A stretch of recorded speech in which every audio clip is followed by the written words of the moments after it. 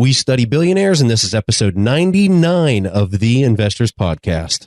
Today's episode is brought to you by RealVisionTV.com. Real Vision is the #1 video-on-demand channel for finance where the world's greatest investors provide full-length interviews and behind-the-scenes access. This is a service that Stig and I both use every single day because of the enormous value and insights we gain from listening to billion-dollar portfolio managers. If you want to test out Real Vision TV for 1 week free or get a 10% discount on your subscription, use our coupon code TIP, which stands for The Investors Podcast, today. Broadcasting from Bel Air, Maryland, this is The Investors Podcast. They'll read the books and summarize the lessons. They'll test the waters and tell you when it's cold. They'll give you actionable investing strategies. Your host, Preston Pish and Stig Broderson. Hey, how's everybody doing out there? This is Preston Pish, and I'm your host for The Investors Podcast. And as usual, I'm accompanied by my co-host, Stig Broderson, out in Seoul, South Korea. And that is obviously a change that we have to the show. And Stig has moved himself from Denmark to South Korea. So Stig, before we start talking about our episode here, I think some of the folks in our audience want to hear a little bit about why you're now living in Seoul and want to talk a little bit about your journey. And just so people know, we're going to have this quick discussion about Stig's personal life. So if you want to fast forward because you don't want to know his personal life, that's fine with us. But after we're done talking about that, we're going to be talking about billionaire Jack Ma, who has a net worth of $23.7 billion for this episode. So Stig, I want to hear what happened here. So you moved from Denmark to South Korea with your beautiful wife, who is now a teacher in South Korea, correct? Yeah, and I'm happy you said that, Preston, because that's actually the reason why we are here. My wife, Sophie, she's got a visiting professor position for a year out here in Seoul, and we always wanted to try to live abroad, at least for a year. And as it just turns out, she had a great chance to come to a good university here in Seoul, and we just took the chance to say, why not? My wife is a polyglot, so she speaks I want to say 6 different languages plus. This is and true. She also speaks Korean. She speaks Korean well. Oh, yeah. Preston, you actually know that. Yeah. Yes. So here's a little bit of background. So I've never said this on the show, but my wife is from South Korea, and she was born and raised in Seoul.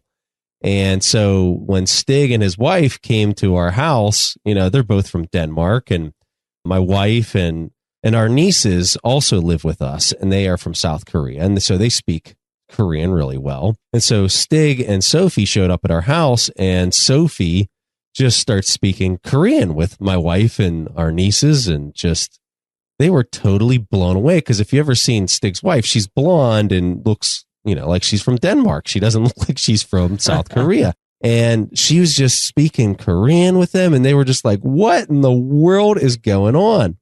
So this is really exciting for Stig and his wife to be living in Seoul. We can't wait to come visit you guys is where we're really excited about this move. Yeah, I heard a rumor about that, Preston. You might come and visit us. Yeah, I can't wait for us to do that. Perhaps we'll even have our first recording that is not over Skype. Who knows? Exactly. So, all right, we're going to move on. That's a little bit of the change. So whenever I do the intro now, you're going to hear me announce that Stig is in South Korea, in Seoul, South Korea. But let's go ahead and move along and talk about this book that we just read about Jack Ma. And the name of the book is Alibaba. This was written by Duncan Clark, and really a great read. I thoroughly enjoyed it. And to be honest with you, I didn't know that much about Alibaba. I knew that they had a huge IPO. What was it, a year or 2 years ago? I knew it was a lot like Amazon was like the buzzwords that I'd heard was, Alibaba is China's version of Amazon. And they had one of the biggest IPOs ever recorded on the New York Stock Exchange. So that's all I really knew about it. I knew that the premium being paid versus the company's earnings or bottom line was a lot. So I just kind of stayed away from it and let all the hoopla and all the excitement kind of die down before I would maybe take a closer look at it. But I was really excited to read this book, and the writing, Duncan Clark writes a fantastic book on this one. So Stig and I are going to do is go about this one a little bit differently than the way we normally do books. Normally, we just kind of do a chapter by chapter analysis of what we learned as we were going through the book, but we're going to do it a little bit different this time. After I was done reading this, and I did the Audibles book on this, and if you guys want to download the Audibles for free, just go to our site and click on our link, and you can download this book for free using our link. Your first book on Audibles is free from us. But I listened to this on Audibles, and then after I was done, I said, you know what? I'm just going to write down the 4 main things from an overarching, big picture kind of mindset. What were the 4 main things that I just learned from this book? So I'm going to talk about those 4 things. Stig went about it a little bit differently, and he has like 4 main points that he wants to talk about, from more of like the architecture of Alibaba and more about, I guess, maybe the high points or stories from the book. So what we're going to do is we're just going to go back and forth with our main points, and that's what we're going to discuss. And then at the end of the show, we're going to answer a question from the audience. Okay, so the first thing that I can say that I took away from this book, specifically about Jack Ma as an individual, is that this guy is like the ultimate positive thinker. Everything that Jack Ma touches is just, he somehow figures out a way to turn it to gold. And it seems like he does it with probably the worst raw materials that you could really kind of go with. Just looking at his physique and just looking at him as a person, he, over in China, they call him E.T. because they think that he looks like the E.T. character, because he looks like kind of a strange cat. And you know what? He takes that and he wears it as a badge of honor. And I love that. I absolutely love it. And so he just kind of takes this approach where, you know, even down to the way he physically looks, he has turned that into a positive for himself. And so this was such a common theme in this book, that he has blow by blow. He just constantly gets hit with another problem in his life and just continues to exceed and break through that. And that's what I really liked, is all the different stories. So like, he wasn't good at math. He knows nothing about programming. And yet here he goes and takes Alibaba and he grows it into like one of the biggest tech companies on the planet. And I didn't realize how big Alibaba was until I started reading this book, and you look at their sales numbers and all that kind of stuff. I mean, this is a huge company. This is a mammoth company. And Jack will be the first person to say, yeah, I don't really understand programming, or I don't really understand. I was never good at math. I tried to take this test in China 2 times and I got denied both times to go to a decent school.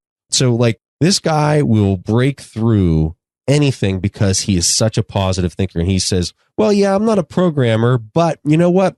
I can see things through the eyes of the customer because I'm not a programmer. And so that's an advantage for me. And so he totally takes it, he flips it on its head, and he moves in that direction. He never lets these things force him to think in a negative direction. He's always a positive thinker. So that's the first thing I had. And I'm curious if Stig had any follow-ups on that idea. Was that a main theme you saw in this book too, Stig, on Jack? Yeah, I think looking at Jack, and actually Jack's personality is one of the things that I would like to discuss, is that he is really just one of a kind. And he's very humble about his shortcomings. He proudly tells the story about him applying for a job at KFC. And there is 24 applicants, and they actually end up hiring 23 people. But they didn't hire Jack. I think that's an amazing story. But I really want to talk about his thirst of knowledge here, because since he was 12 years old, he got so interested in learning English that he actually rode his bike for 40 minutes. It was every morning, rain or snow. And this was just like 100 miles southwest of Shanghai. And at the time, China was opening up and there was a lot of foreign tourists. So he showed them around as a free guide to practice his English. And he has talked about how those 8 years has just changed him. And the thing he said was that he learned from his teachers in school that China was the richest and happiest country in the world. And that was just not the impression he got whenever he spoke with the tourists. That was actually also when he met some very interesting people. And this is a very touching story. He met an Australian family on one of his tours. And he ended up being pen pals with them. He ended up taking summer vacation when he was in Australia with them. The father, he was a very passionate communist. It's a bit ironic that he actually helped creating one of the most hardcore capitalists in the world. But they had a really great relationship. I think the family even helped him buy his first apartment. I mean, they were really, really close, these two families. And there's just this amazing story in the book how his personality and his thirst for knowledge and the destiny of this Australian family was just intertwined. And the first thing I want to address before talking more about Jack Ma was, someone would say, he's lucky. I mean, of all the 12-year-old Chinese guys in the world, he would meet the perfect Australian family to teach him English and to help him succeed. But you know what? There was probably only one Chinese guy who actually rode on his bike 40 minutes every morning for 8 years to do free tours for the tourists. And I just love that story because it's one of those, you can, I guess, be lucky, but lucky really comes from seizing opportunity. And I think Preston also touched on this, like he has just been seizing every opportunity he can get in his entire life. And he proudly tells that the story of Alibaba is the story of 1001 mistakes. And yes, he'd made many mistakes, but his successes really comes from that, his thirst for knowledge and the opportunity that he keeps seizing. So I'm glad that you brought that up, but you stole one of my 4 things, Stig. The third one that I had written down was infectious personality. And that's what Stig was really describing here. It was just, Jack Ma is really likable. Like, you start reading some of his quotes, you listen to some of these stories about him in the book, and this is a guy that you'd be like, I'd really like to know this guy. Like, he seems like he'd be a lot of fun. He seems like he'd be just somebody who's happy and somebody you'd want to just be around all the time. And I'll tell you what, I mean, I'm serious. Whenever I finished the book and I said, what are the top 4 things? That was one of the things, was his personality. And then the first one that I said was his positive thinking. Those two kind of really go together. Of the 4 things that I wrote down, those two really are closely tied, but I think that they are a little bit different. But I'm glad that you told the story, because the story about the KFC, and I know I laughed ridiculously hard when you said that, but it's so true. In the book, it says 24 people applied for a job at Kentucky Fried Chicken when it first came to China. 23 of the 24 got a job, and Jack Ma was the only guy who didn't get hired. So, I mean, it just shows you like how a guy could take such a beating. And this is just one story of many stories that he just got beat down. This guy just got crushed on like a daily basis, but he was so persistent. It was ridiculous. So, yeah, Preston, and talk about his early start when he founded his first company, China Pages. I mean, he was perceived as a con man. And why wouldn't he be? I mean, he was trying to sell websites on something called the internet that people didn't have access to. I mean, how can you start on a venture like that? He was just so courageous, and he was just people being rude to him, and they were calling him the worst of names, but he was just so sure that the internet would change the world. So he started selling websites that people couldn't see. And it just takes such a tenacity to do what he has been doing for so many years. And just one story I would like to talk to you about, also to understand his work ethic. So if you work with Jack Ma, apparently he requires everyone to be working 7 days a week and 16 hours a day. At least that was how it is in the very beginning. And he even told people that wanted to work for him that he wanted them to live no more than 10 minutes away, because they shouldn't waste the time commuting when they could be working for him. Clearly, I wouldn't like working in a place like that, but I think like that vision and that work ethic, I'm really impressed by that. And just one story I come to think of, him and his wife, apparently, they went to Switzerland at some point in time, and it was a Sunday, like the shops weren't open. So she was like thinking about it and said, of course, they're working second jobs. It's Sunday. Isn't that just amazing, Preston? Yeah, no, you're exactly right. So when they were talking about the hours that they were working, and so like whenever he was getting in the full swing of like creating Alibaba, like in the early 2000s, and he had a team of, I don't know how many it was, maybe like 50 to 100 people that are now working with him to create this. I was just kind of blown away at the hours that Jack was working in his team, and how he was able to convince his team to continue to work at these kind of hours and this kind of pace. I think it might be with the culture. I think that over in the Chinese culture and even in the Asian culture, you find a much more acceptable for people to work long hours like that. I think that that's just a cultural norm that's more accepted. But even with that, I think it maybe comes back to Jack's personality of why that was able to persist, is because he was really likable. And I think the people that were working for him enjoyed working with him because he made the environment fun. Even though they're there for 16 hours a day, I apologize for not being able to provide any good stories, but the way that the author described it in the book was that Jack had a fun personality and he had this infectious behavior in order to kind of convince people that they should want to stay for 16 hours and that they are part of this bigger thing and this bigger event. And they were creating something that had never been done before in China. And it really motivated these people to continue to work for him. So it really kind of goes back to that point that I was trying to make is how powerful his personality was at convincing people to want to do things like this. The last time I went to Seoul, we were here around Christmas last year. We lost our luggage. We were exhausted. We were into our hotel, and my wife asked me to, go down to the shop and buy whatever we need something to eat. And luckily, not only could I find something to eat, I could also find underwear. And you might be thinking, so why is Stig telling me this story? This is about the working culture. So in Asia, you're working so hard. I was told afterwards that sometimes it doesn't make any sense for you to go home. So you would just work. You would go to the nearest 7-Eleven, buy, a bottle of water, some noodles, some underwear, and go back to work.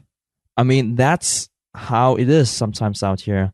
And that's the same culture that you read about in this book. And from someone from the West, I mean, I'm from a country with, 37 hours a week, and we can't stop complaining about how tough it is. You should try come to Asia. This is very different.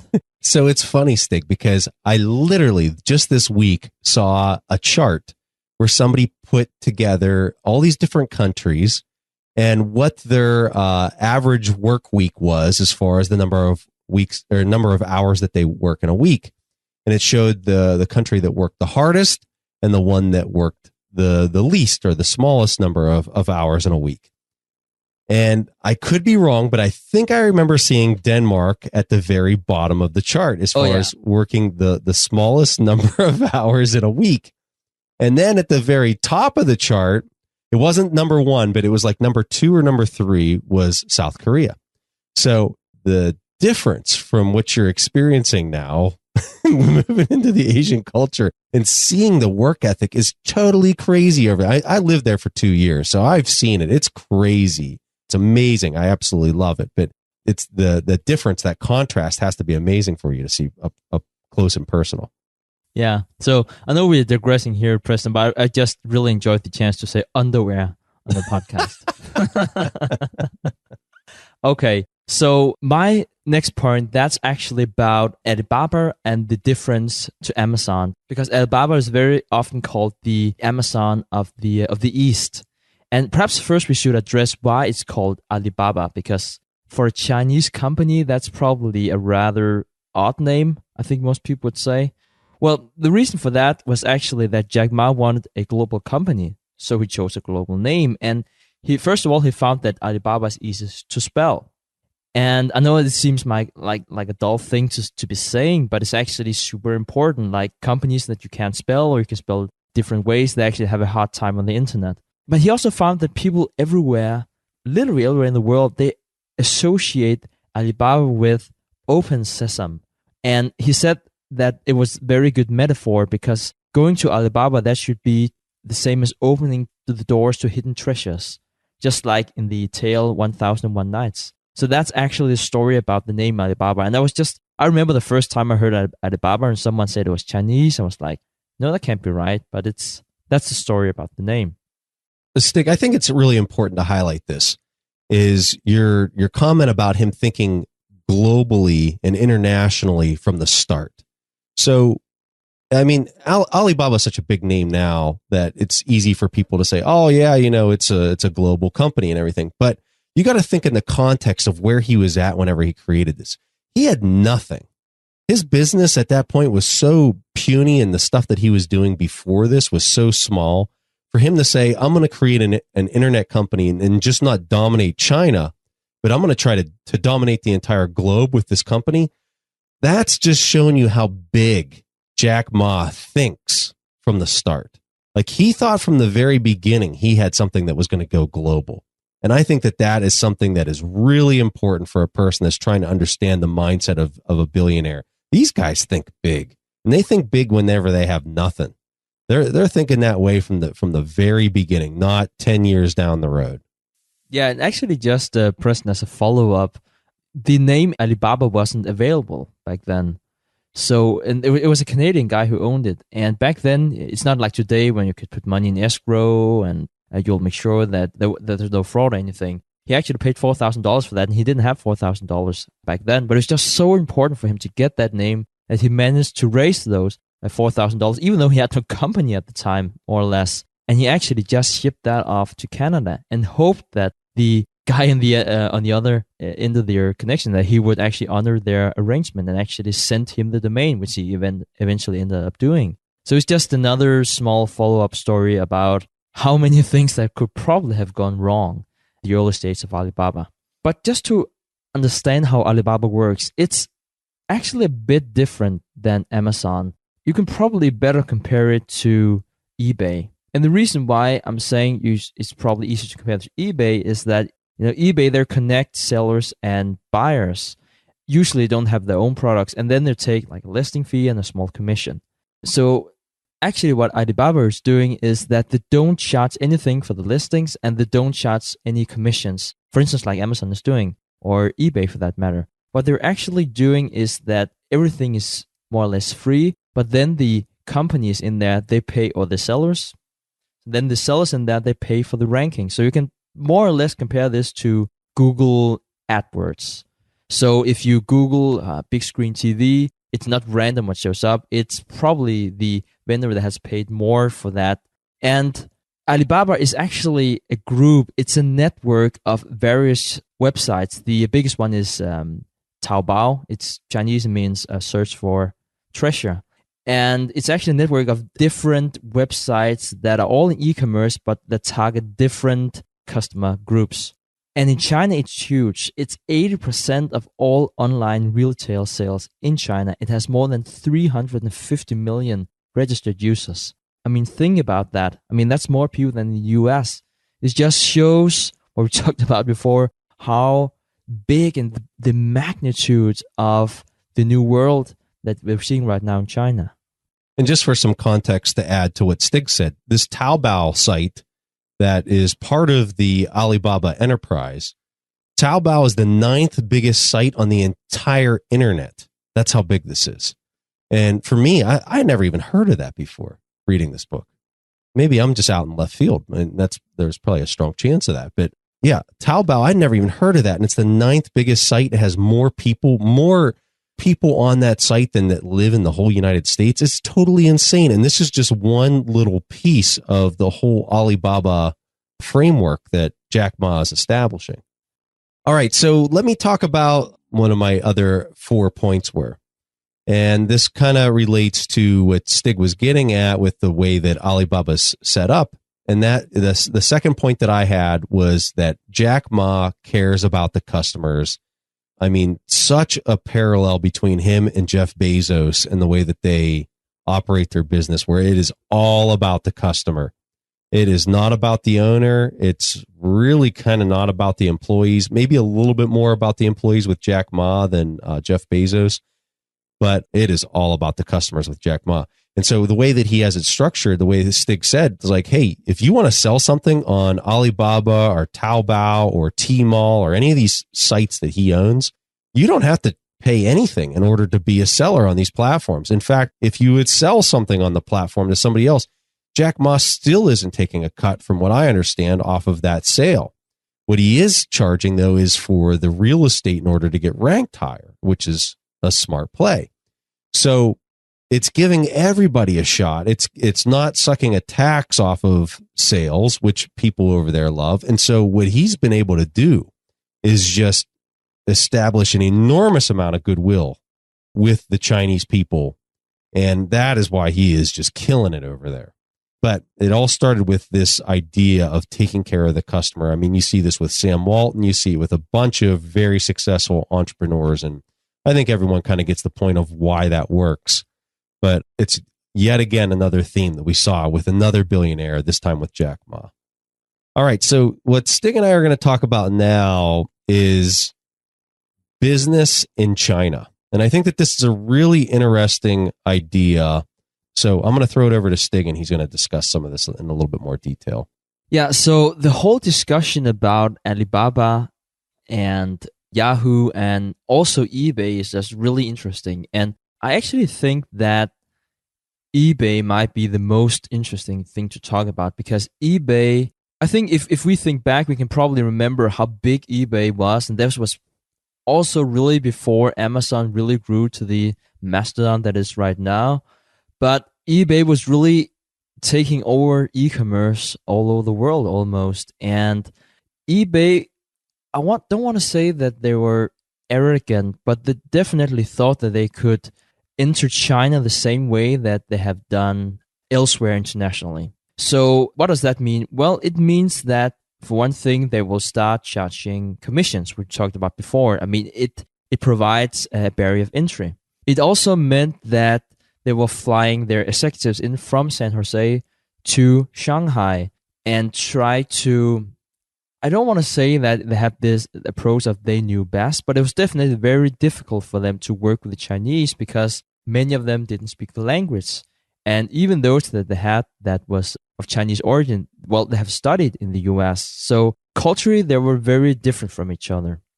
And I think one really good example of how they looked at this differently was that eBay, they wanted to own the market. So that was why they bought the largest player at that time. It was called EachNet, and EachNet had like an 80% market share. Now this is interesting because eBay wanted to own the market. Alibaba wanted to create the market. It's two very different things. eBay wanted to own the existing market.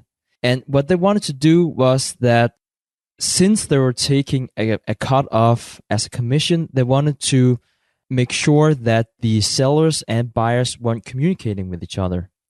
Chinese people, at least according to this book, wants to feel that they're at a real marketplace. They would like to communicate with the seller. So what actually made Alibaba successful was that they created a platform. Actually, they encouraged the buyer and seller to communicate with each other and to use that platform to settle the transaction. eBay, on the other hand, still wanted them to use their platform, but they didn't want to communicate outside of the platform because then they would use their commission, which basically meant that there was no reason to use eBay in the first place. Now, that was just one example. Another example was that eBay wanted to integrate EachNet to their own platform, so they wanted everything to look like eBay. Now, that made a lot of sense in terms of planning and in terms of programming, but EachNet already had a lot of customers. And not only did they actually delete their usernames, they also completely reorganized the whole site. And I don't know if anyone has seen a site from China. It's very, very different than a site in the West. I mean, the reason why I really like to use Google is because it's so simple and it's so... there is nothing to confuse me. If you're in China, if you use a Chinese site, everything is confusing you, especially if you're from the West. And it looks very dull and it looks very impersonal if you're Chinese to look at a page like Google, as opposed to a Chinese site where you get all these impulses. So that was another thing. Like Chinese people, they don't want to look at Western websites. They want to look at Chinese websites, cater to them. So that was another mistake that eBay made. I think in summary, Stig, I think that there was cultural differences that Alibaba was able to, they were able to capture that appropriately with their design, with their understanding of how people socially wanted to interact with each other. And that layout and that homegrown design, if you will, was probably the thing that just put them over the top compared to these other companies, eBay, Yahoo, whoever that was trying to come over there and really kind of rule the space. And I think this really kind of came from Jack Ma focusing on the customer, being of Chinese descent and living there his entire life, and just knowing what people really did want and having the guy had his ear to the ground. He knew exactly what it was that people wanted and didn't want. And I think that all these companies from Silicon Valley were having a hard time capturing that and then focusing on it and then providing it. And I think that that's totally what set him apart, which gave him the final edge in order to break through. And I'm really happy you said that, because I think us in the West, we tend to look at China as, one market.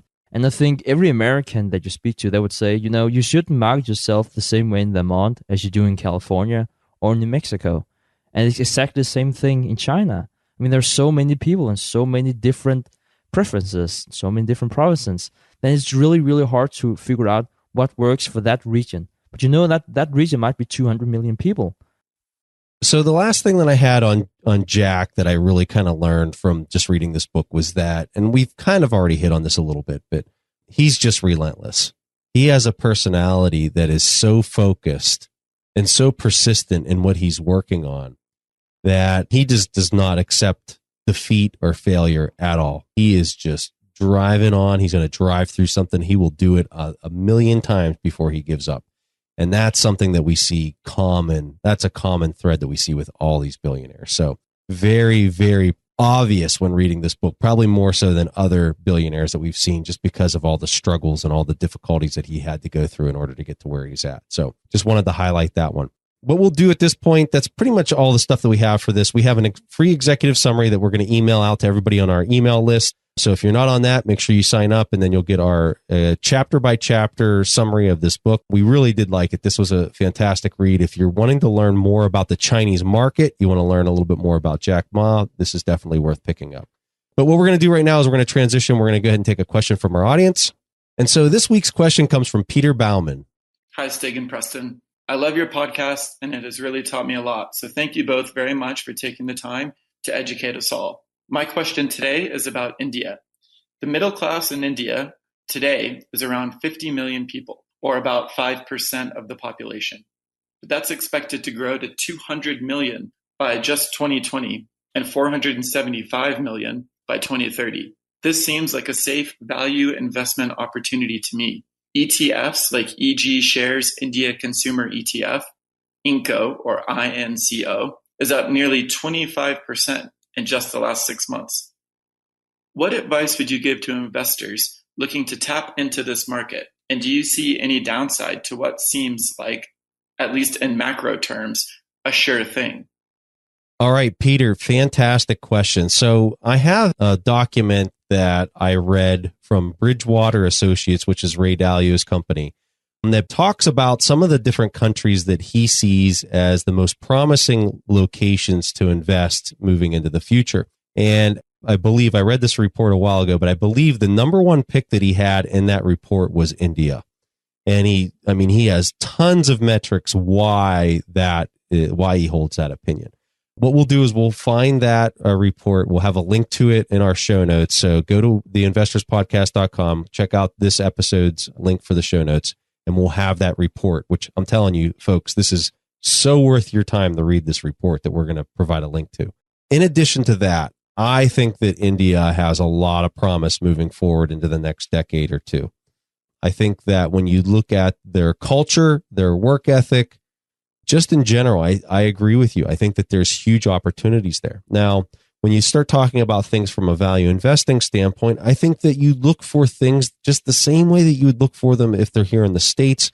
You have different reporting requirements. I tell you that might be where some of the risks are as far as making sure you do the homework. Because here in the States, in the United States, you've got GAAP accounting, which is, in my opinion, a very good method for measuring, and the reporting requirements are very stringent here in the United States compared to other parts in the world. So I tell you, there might be some risks there where you might find something that seems like a deep value kind of pick that might not necessarily be following all the rigor that you necessarily have from an accounting standpoint here in the United States. So I'd tell you that might be an area that you might want to look. I will say this as another risk.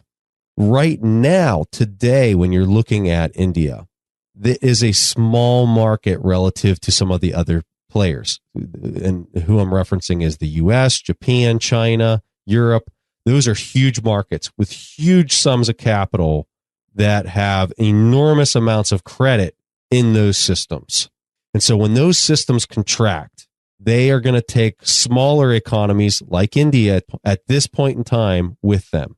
So I would tell you to be, even though it looks great today with all the different metrics, I think that those other economies that we've been talking a lot about on the show pose a lot of risk just because of the credit that I think is on the cusp of contracting either this year, next year, or sometime very soon. And I think that it could potentially take an economy like India with it. So that's where I would tell you your risks lie. I'm really curious to hear Stig's thoughts on this one, though. Yeah, so Peter, I would definitely agree with you and Preston in the sense that I think that India is very promising. Now, I find a lot of red flags, though. And this is really not just to be a grumpy old man, because I have like 4 or 5 that I would like to go through. But it's all in the framework that India is a super interesting to look at the moment. So first of all, is this a value pick? Again, it really depends on what you put into the word value. But if you think it's undervalued, it's probably not. Also because, as you were saying, India is expected to grow a lot. It's actually something everyone knows, which is also why the ETF that you're specifically talking about is somewhat expensive. The PE is above 30. So we need to have some growth to justify why we're buying it.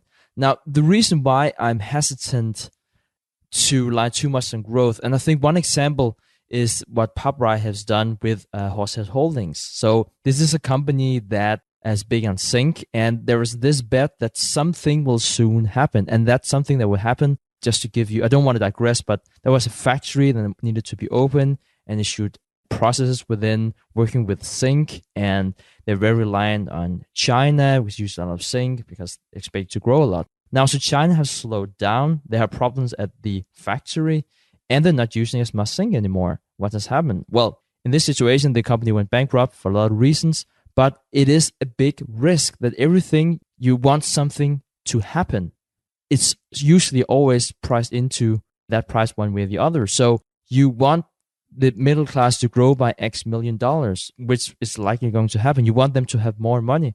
That's likely going to happen. And you also want them, because they're consumers and the middle class, to spend a lot of money on these companies that are in this index, which is likely also going to happen. But I also just want to say that even though we're not talking about a 90% chance of one of these things happening, which might be true, think about 90% times 90% times 90% and just finish that calculation. There is a good chance that there might be problems with them justifying the growth. Another thing is that you talked about that the ETF was up 25% 6 months. For me, it's not necessarily a good sign. And if anything, that means it's 25% more expensive because it has likely not increased as much as 25% in value over the same time. So that's just something to be cautious about. It might just mean that it used to be overvalued and now it's even more overvalued. And I also want to come up with another example. And this is that even though you can see the potential and the potential will happen, you might still not be making a lot of money. And I think one of the best examples is Warren Buffett examples of when he's looking at the car industry at the beginning of last century. But if you had bought stocks in car companies at that time, you would actually lost a lot of money. So I see a lot of red flags specifically about this ETF, because I know that you've been looking at that, is that there are no cash distribution.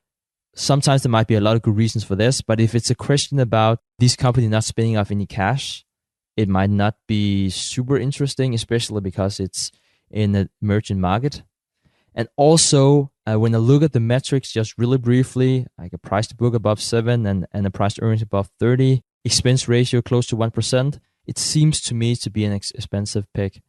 I think you are definitely right about looking at India as a promising market. I don't know if I would go with this pick, and I would definitely be very cautious.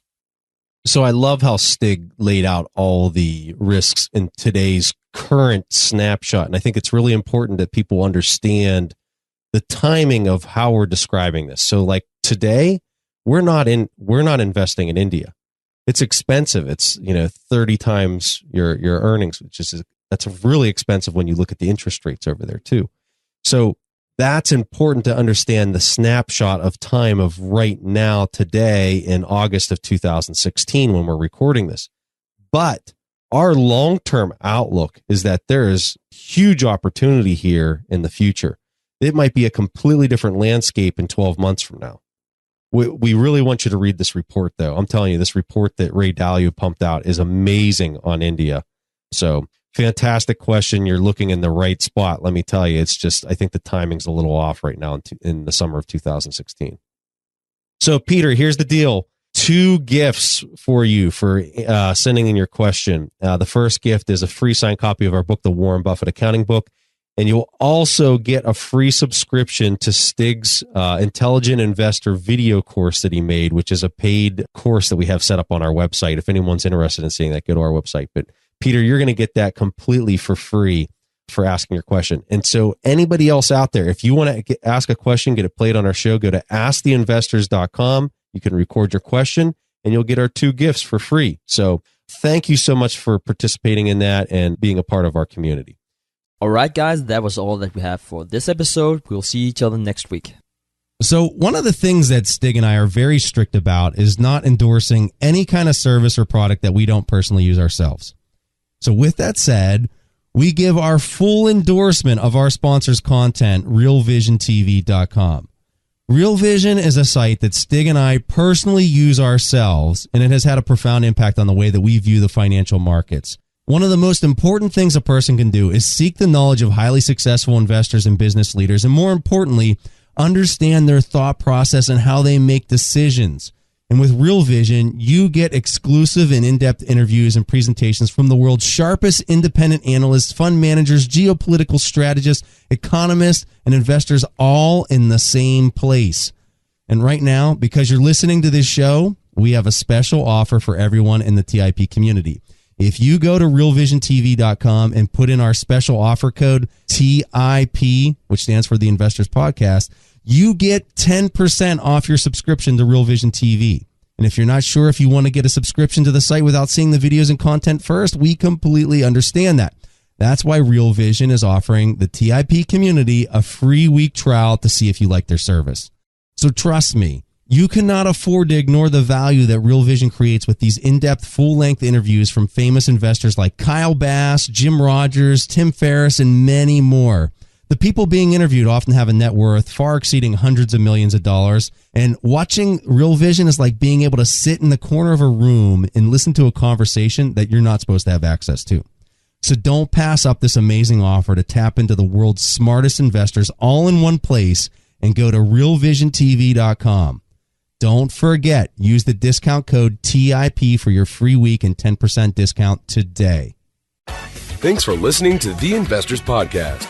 To listen to more shows or access to the tools discussed on the show, be sure to visit www.theinvestorspodcast.com. Submit your questions or request a guest appearance to The Investors Podcast by going to www.asktheinvestors.com. If your question is answered during the show, you will receive a free autographed copy of the Warren Buffett Accounting Book. This podcast is for entertainment purposes only. This material is copyrighted by the TIP Network and must have written approval before commercial application.